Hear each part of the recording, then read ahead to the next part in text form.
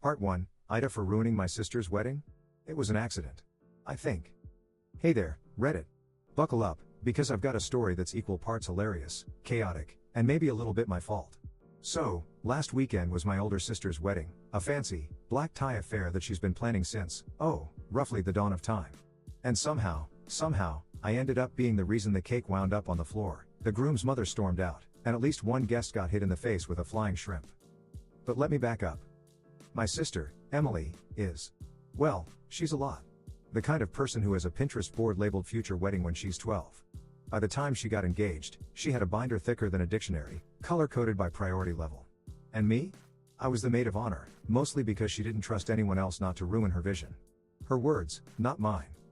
Now, I love my sister, but weddings turn her into a different person. A scary person. The week before the wedding, she sent me 7 passive-aggressive texts about the shade of my nail polish not being bridesmaid neutral enough. And when I showed up to the rehearsal dinner with a tiny chip in my manicure, you'd think I'd slap the priest. But the real trouble started during the reception. Everything was going smoothly, or as smoothly as it could, with Emily micromanaging the waitstaff like she was directing a Broadway show. Then, right before the cake cutting, she pulled me aside and hissed, "Do not let Aunt Linda near the open bar."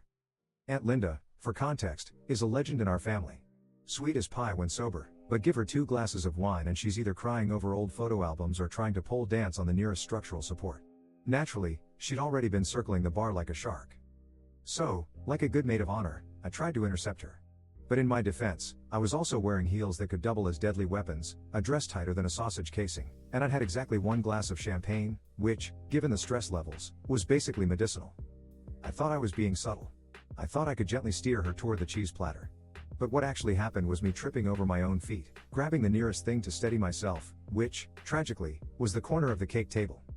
The next few seconds were a blur. There was a whoosh, a crash, and suddenly, 3 tiers of vanilla buttercream were sliding onto the dance floor in what can only be described as a delicious avalanche.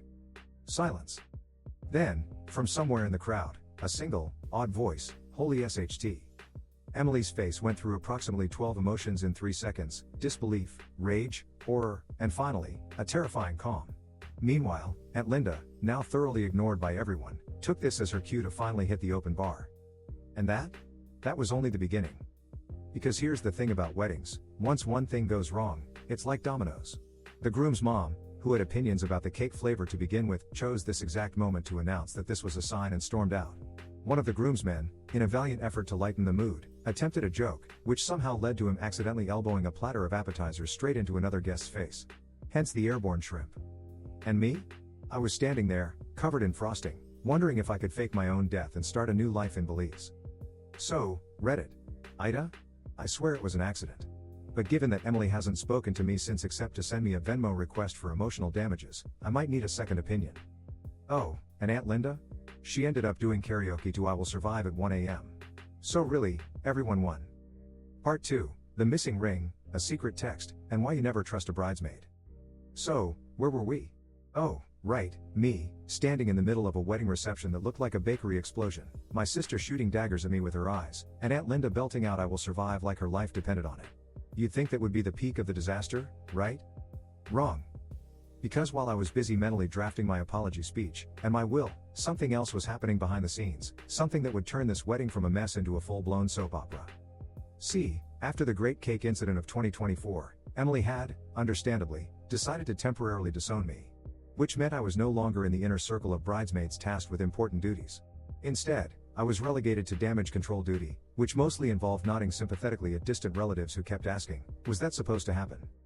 But then, bridesmaid number 2, let's call her Jessica, pulled me aside with the kind of frantic whisper usually reserved for horror movie protagonists. "We have a problem," she hissed. Now, at this point, my brain was already running worst-case scenarios. Did the caterers quit? Did the DJ just play the wrong song? Did Aunt Linda somehow get worse? But no. The wedding ring is gone. For a second, I just stared at her. "What do you mean, gone?" Jessica's face was pure panic. "I mean gone. It was in the little velvet box in the bridal suite, and now it's not there." Now, let me be clear, this wasn't just any ring. This was Emily's dream ring, a family heirloom from the groom's side, passed down through generations. Losing it wasn't just bad. It was change your name and flee the country bad. So, naturally, we did what any rational people would do: we turned into amateur detectives. First, we retraced Jessica's steps. She'd been the last one to see it. She swore she'd put it back in the box after Emily took it off to wash her hands. But when we checked the suite, nothing. Not on the dresser, not under the bed, not even in the trash, which, yes, we dug through like raccoons. That's when Jessica dropped the real bombshell. Okay, so, I might have left the suite unlocked when I went to get a drink. I closed my eyes and counted to 10. Jessica. I was thirsty. So now, not only was the ring missing, but anyone could have walked into that room. The guest list included over 200 people, half of whom were distant relatives with questionable morals and sticky fingers. Our next move? Secretly interrogate the staff. Because if the ring was stolen, maybe someone saw something. This led to us awkwardly cornering the bartender, who looked very done with us, the photographer, who was too busy editing cake disaster pics to care, and, most tragically, the sweet old venue coordinator, who just kept patting my hand and saying, "Oh, honey, it'll turn up." It did not turn up. But while we were busy playing Sherlock Holmes, someone else was stirring the pot. Enter, Megan. Megan was Emily's college roommate and, according to Jessica, also the person who had been texting Emily all night with increasingly dramatic messages. "She's been acting weird since the ceremony," Jessica muttered, showing me a glimpse of Emily's phone screen. The last message read, "We need to talk. It's about Mark." Now, Mark was the groom. And that was when the sinking feeling in my stomach turned into a full-blown tsunami. Because if there's one thing worse than losing a priceless family heirloom at a wedding, it's whatever that text meant. Part 3, the affair, the parking lot screaming match, and the truth about the ring. Alright, Reddit, let's get into the juicy part of this disaster, because if you thought the missing ring was bad, just wait until you hear about Mark and Megan. So, there we were, Jessica and I, sweating through our bridesmaid dresses, frantically turning over tablecloths looking for the ring, when Emily suddenly vanished. 1 second she was glaring at me from across the room, the next? Poof. Gone. Naturally, we panicked. We checked the bathroom, the bridal suite, even the parking lot, because at this point, nothing would have surprised me. And that's where we found them. Emily, Megan, and Mark. Arguing. Not just arguing, though. Full volume, hand-waving, "I can't believe you do this to me" screaming. The kind of fight that makes nearby valet guys slowly back away like they're defusing a bomb. Jessica grabbed my arm. "Oh my god. Do you think?" I didn't want to think. But the evidence was kinda hard to ignore. Megan was crying. Mark was running his hands through his hair like a man who just realized his life was over. And Emily? Emily looked like she was one deep breath away from committing a felony. Then, the words we'd all been dreading. "How long has this been going on?" Emily shrieked. And just like that, the real scandal of the night was out in the open. Turns out, Megan hadn't just been texting Emily about nothing. She'd been trying to confess, at the wedding, that she and Mark had hooked up a few months back. A one-time mistake, according to Megan. A betrayal of epic proportions, according to Emily. Mark, meanwhile, was doing the worst damage control imaginable, alternating between "it didn't mean anything" and "I was drunk." Which, as we all know, is exactly what you want to hear from your brand new husband. Now, here's where things get really wild. Because in the middle of this nuclear meltdown of a confrontation, Jessica's phone buzzed. It was a text from one of the groomsmen. Did you guys lose a ring? Because I think I just found it in the best man's pocket." Record scratch. Turns out, the best man, Mark's brother, had taken the ring. Not to steal it, but because he was supposed to be the backup ring bearer in case of an emergency. Which, given how this wedding was going, was probably a smart move. But here's the kicker, he forgot to tell anyone. So while we were all losing our minds, the ring had been safe the whole time. Just chillin' in some dude's jacket. I wish I could say this was the moment everything got better. That Emily and Mark hugged it out, the ring was returned, and we all laughed about it later. But no.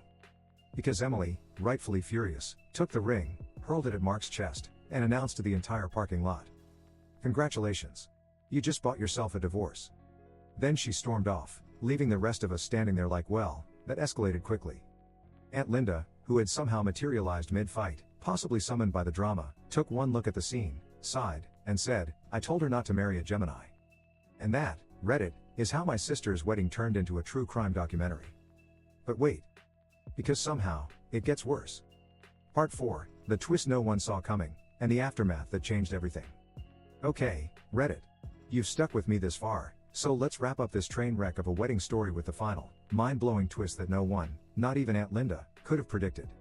So, when we last left off, Emily had just declared her marriage over approximately 3 hours after saying "I do." The missing ring had been found, but, thrown at the groom's chest, and Megan was standing in the parking lot looking like she wanted the earth to swallow her whole. You'd think that would be enough drama for one night. But fate had other plans.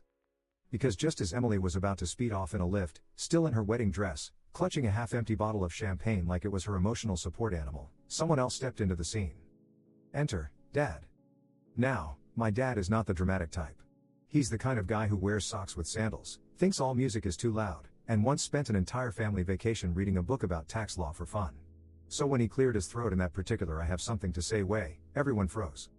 Even Aunt Linda stopped mid-sip. Emily, Dad said, in the calmest voice imaginable, before you and all this marriage, there's something you need to know. And then? He dropped the bomb. Mark didn't cheat on you. Silence. Emily blinked. What? Dad sighed. Megan lied. Cue the record scratch. Turns out, Megan had been texting Emily all night, but not to confess an affair. To blackmail Mark. Because she had been in love with him for years, and when he picked Emily instead, she decided if she couldn't have him, she'd ruin him. The supposed hookup never happened. The texts? Fabricated. The timing? Conveniently during the one event where emotions were already high enough to start World War III. And the real kicker? Dad knew.